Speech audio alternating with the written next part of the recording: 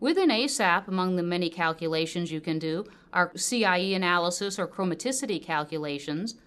So what I'm going to do is bring in a system where we're going to define a set of LEDs. We're going to enter the relative weightings of the different LEDs and let ASAP trace the rays through these LEDs, and then we'll perform the CIE analysis.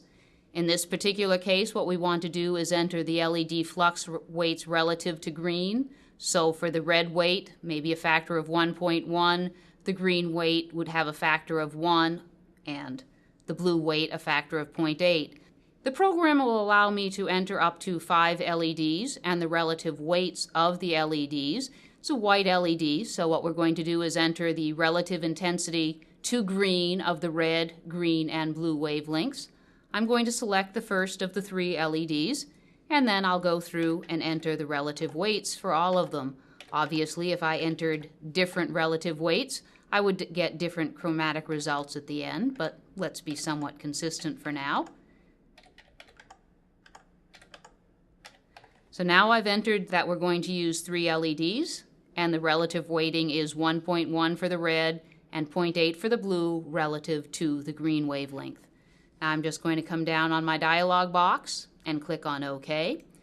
Within ASAP, you can create any number of similar dialog boxes, so whenever you create a file, you can ask the user to give whatever input is necessary. That way you're not restricted to having a given set of parameters for a particular file. Now what we see is a random distribution of the rays of the different wavelengths from the 3 LED sources, starting with the red rays and then the green followed by the blue, and they will be colored coordinately on the drawing. As you can see, as we only chose to use 3 of the 5 LEDs, we're not completely and uniformly illuminating across our detector, and we'll see the result of that in the calculations. Now we're going to look at an irradiance calculation measured at the wall or detector surface. And what we're actually doing is plotting the irradiance right on top of the system geometry. Now let's look at the CIE color analysis. This is the CIE color analysis dialog box, and within this you can choose to use any of the 3 CIE standard models, the 1931, 64, or 76.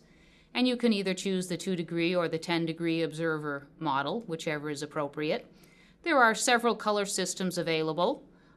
Dell, NTSC, EBU, SMPTE, as well as short and long persistent systems. You can choose to display the gamut, the actual color range for any particular color system, and you can also set a gamma point. Additionally, you can choose the appropriate observer white point for your system, and you can choose any available object within your ASAP file or the sources themselves to perform the analysis on. What we're going to do is look at the data on the wall, and other than that we will accept the defaults. And now let's just click on OK, and ASAP will provide to us our CIE analysis. And here's the results of the CIE analysis. I'm going to do is temporarily make this screen a little bit larger so we can see some more of it. We see 3 different pieces of information, but they're all interrelated. This is your typical CIE plot. This black line indicates our illuminant for the deilluminant, and here's our black body point. These gray area here represents the sum of all of the rays and their different color, and they're all concentrated in this region around white. And we see similar here. Because we did not fully cover the board uniformly, we don't have pure white, but we're reasonably close. And you'll notice that there is, as I move my cursor and select different pixels in the chroma curve, the black highlighted arrowhead is moving within this plot, and also the highlighted line in the data is also moving. All of these are indicating the same pixel on my detector. So if I look at, for instance, one of the pixels that looks somewhat white, I'll notice my RGB values are all very close to 255, and we can get the Cartesian coordinates and the tri-stimulus values, as well as the CIE LAB coordinates as well for any of these points. And this is where that point is located on the chroma data graph itself. If I select one of these points that looks more on the reddish side, we look at the data, we see that indeed the red is high. The blue is also somewhat high, but there's very little green. And if we go to one of the bluer points, we see the same type of effect. Again, more sampling, a better fill of the detector surface would have given us a greater appearance of white, if you will.